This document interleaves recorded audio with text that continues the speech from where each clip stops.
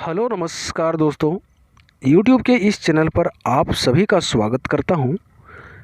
इस वीडियो में हम लोग मुग़ल साम्राज्य पढ़ेंगे। इसके पहले वाले वीडियो में हम लोगों ने दिल्ली सल्तनत के अंतर्गत 5 राजवंशों को बहुत ही विस्तार पूर्वक हम लोगों ने पढ़ा और इसमें हम लोग मुग़ल साम्राज्य के अंतर्गत बाबर के शासनकाल को देखेंगे। ठीक है, तो मुग़ल वंश का संस्थापक बाबर था। कौन था? बाबर था। और इन्होंने पानीपत के प्रथम युद्ध जो कि 1526 में इब्राहिम लोदी को पराजित करके मुग़ल साम्राज्य की स्थापना किया था। तो मुग़ल साम्राज्य की स्थापना इन्होंने कब किया था? तो पानीपत के प्रथम युद्ध में, यानी कि 1526 में इब्राहिम लोदी को पराजित करके इन्होंने मुग़ल साम्राज्य का नींव डाला था, मुग़ल साम्राज्य की स्थापना किया था। तो यहाँ पर देख सकते हैं बाबर का इमेज लगा हुआ है। और बाबर का जो कार्यकाल था वह 1526 से लेकर 1530 ईस्वी तक रहता है। कोई बड़ा शासन इसका नहीं रहता है, लेकिन इसके शासनकाल में 4 ऐसे युद्ध होते हैं जो कई बार कॉम्पिटिटिव एग्ज़ाम में पूछा जाता है। अब वे 4 युद्ध कौन कौन से हैं, चलिए उसको हम लोग देखते हैं। इससे पहले हम लोग बाबर के बारे में थोड़ा जानकारी प्राप्त कर लेते हैं। तो बाबर का जन्म जो है वह 1483 ईस्वी में हुआ था। कब हुआ था? 1483 ईस्वी में हुआ था। इसके पिता का नाम उमर शेख मिर्ज़ा था। तो इसके पिता कौन थे? उमर शेख मिर्ज़ा, जो कि फरगना नामक एक छोटे से राज्य के शासक हुआ करते थे। उमर शेख मिर्ज़ा जो बाबर के पिता थे, यह फरगना नामक एक छोटे से राज्य के शासक हुआ करते थे। बाबर फरगना की गद्दी पर 1494 में बैठता है, लेकिन इसका ध्यान जो है वह भारत पर था। बाबर ने 1507 ईस्वी में बादशाह की उपाधि धारण करती है। कब धारण करता है? तो 1507 में इन्होंने बादशाह की उपाधि धारण करता है, जो पहला तैमूर शासक हुआ। यानी कि बाबर जो था वह तैमूर वंश से संबंधित था। इससे पहले किसी तैमूर वंशों ने बादशाह की उपाधि जो है वह धारण नहीं किया था। बाबर पहला शासक हुआ जिन्होंने बादशाह की उपाधि को धारण किया था। इस प्रकार बाबर के कुल 4 पुत्र हुए। कितने पुत्र थे बाबर के? 4 पुत्र थे। कई बार यहाँ से क्वेश्चन आपको देखने को मिलेगा कि बाबर के कुल कितने पुत्र थे। तो 4 पुत्र थे। और 4 कौन कौन थे? तो पहला हुमायूं, कामरान, अस्करी और हिंदाल था। इस प्रकार बाबर के कुल 4 पुत्र थे। बाबर ने भारत पर 5 बार आक्रमण किए थे तथा बाबर ने पानीपत के प्रथम युद्ध में पहली बार तुलगमा युद्ध नीति एवं तोपखाने का प्रयोग किया था। यहाँ से वेरी इंपॉर्टेंट क्वेश्चन जो है वह बनता है। और बनता क्या है कि बाबर ने 5 बार तो भारत पर आक्रमण किया था, इसमें कोई कहने वाली बात नहीं है। लेकिन पानीपत के जो प्रथम युद्ध हुए थे उनमें इन्होंने तुलगमा युद्ध नीति का जो है प्रयोग किया था तथा तोपखाने का सबसे पहले जो प्रयोग करने का श्रेय जाता है वह बाबर को ही जाता है। ठीक है, आगे हम लोग बात करेंगे। इसके 2 प्रमुख निशानेबाज उस्ताद अली एवं मुस्तफ़ा था।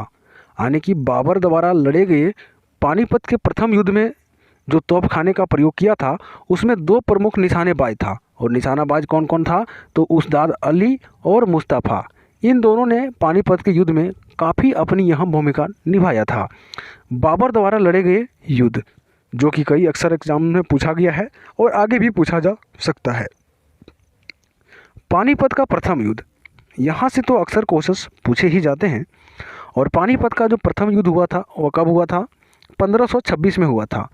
इसमें इब्राहिम लोदी एक तरफ थे और दूसरे तरफ बाबर था, जिसमें इब्राहिम लोदी की हार हुई थी और यह युद्ध स्थल में मारा गया था। ठीक है, और इब्राहिम लोदी जो था वह लोदी वंश का अंतिम शासक था। यह दिल्ली सल्तनत के अंतर्गत हम लोगों ने बहुत ही विस्तार पूर्वक पढ़ चुके हैं।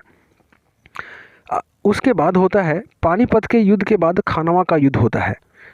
खानवा का युद्ध जो है वह 1527 में होती है, यानी कि 26 से 1 साल बाद 27 में होती है। इसमें राणा सांगा एक तरफ थे और दूसरे तरफ था बाबर, जिसमें राणा सांगा को बुरी तरह से बाबर ने हार का सामना करवाया और बाबर यहाँ पर विजय प्राप्त किया। उसके बाद ठीक 1 साल बाद 1528 में चंदेरी का युद्ध होता है। और चंदेरी का युद्ध में एक तरफ मेदिनी राय रहते हैं जबकि दूसरा तरफ बाबर रहता है। बाबर ने मेदिनी राय को भी पराजित किया और खुद विजय प्राप्त हो गए। इसके बाद होता है ठीक 1 साल बाद यानी कि 1529 में घाघरा का युद्ध होता है। कौन सा युद्ध? घाघरा का युद्ध। एक तरफ अफगानों का शासन जो सेनापति होता है, जबकि दूसरे तरफ बाबर होता है। बाबर ने अफगानों को बुरी तरह से हराता है। और यह जो पानीपत का युद्ध होता है, यहाँ से एक आपको सवाल बहुत ही इम्पोर्टेंट याद रखना है, जो अभी फ़िलहाल कुछ दिनों विवादित था कि कोहिनूर का हीरा। तो कोहिनूर का हीरा कहाँ से आया था? तो ग्वालियर के राजा विक्रमजीत के परिवार से हुमायूं ने कोहिनूर हीरा प्राप्त किया था। इसको हम लोगों ने अभी जो फ़िलहाल के न्यूज़ में बहुत ज़्यादा ट्रेंडिंग था कि कोहिनूर का हीरा से लेकर रिलेटेड जो भी चीज़ें थी, बहुत सारे न्यूज़ चैनल में आपको दिखाया होगा। तो यह कहाँ से लिया गया था? तो विक्रमजीत के परिवार से हुमायूं द्वारा लिया गया था। ठीक है, और आगे हम लोग इसमें बात करेंगे।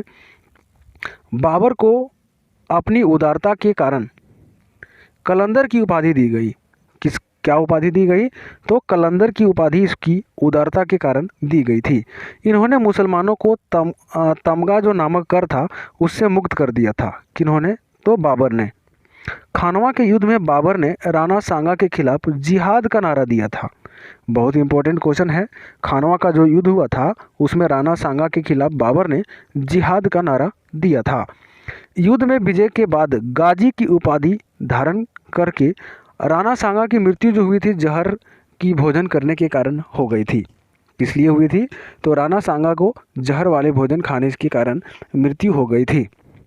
बाबर की मृत्यु जो है वह 1530 ईस्वी में आगरा में हो गई।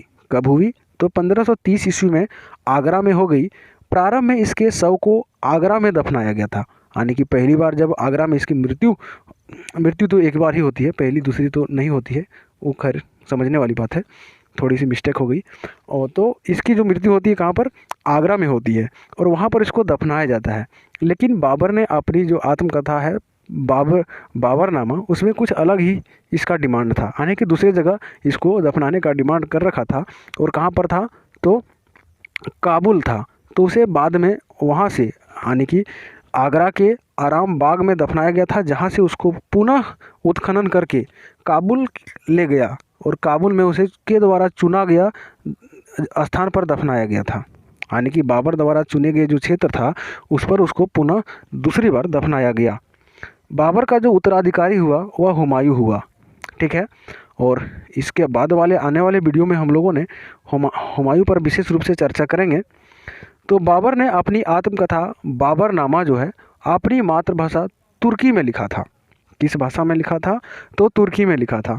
कई बार अक्सर एग्जाम्स में क्वेश्चन पूछा जाता है कि बाबर की अपनी मातृभाषा क्या था? तो तुर्की था। लेकिन इसके अलावा वह फारसी का भी अच्छा ज्ञान रखता था। ठीक है, जिसके बाद अब्दुल रहीम खाना खान ने इसे फारसी में अनुवाद किया था। तो बाबरनामा जो बाबर की आत्मकथा था, इसको अब्दुल रहीम खाना ने फारसी में अनुवाद कराया था। ठीक है, इसके बाद आने वाले वीडियो में हम लोगों ने हुमायूं पर कवर कर रखे हैं। बहुत जल्द आप लोगों के बीच मुग़ल साम्राज्य का दूसरा शासक जो कि हुमायूं हुआ बाबर के बाद, उस पर हम लोग चर्चा करेंगे। ठीक है, मिलते हैं नेक्स्ट वीडियो में। तब तक के लिए जय हिंद।